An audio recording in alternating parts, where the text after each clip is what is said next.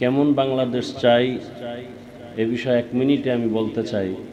এক নম্বরে, আমরা আসার পথে, আমি আসতে অনেক আগেই আসতাম, যানজটে পড়ে আছি, তো যানজট মুক্ত বাংলাদেশ চাই। দ্বিতীয়ত, গণমাধ্যম কর্মীরা যেন আমার দেশে স্বাধীনভাবে সত্যটা উপস্থাপন করতে পারেন, সেই ব্যবস্থা আমরা চাই।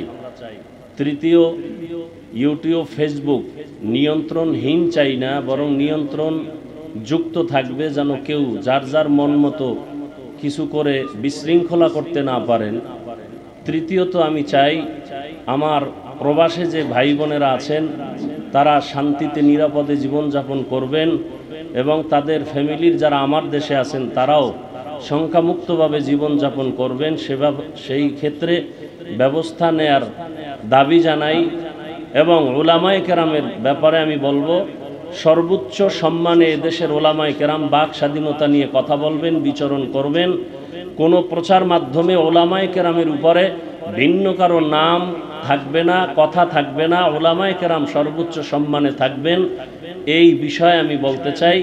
আল্লাহ আমাদের সবাইকে স্বাধীনভাবে সর্বোচ্চ সম্মানে শান্তির জীবন যাপন করার তৌফিক দান করেন। ওয়া আখিরু দাওয়ানা আলহামদুলিল্লাহি রাব্বিল আলামিন।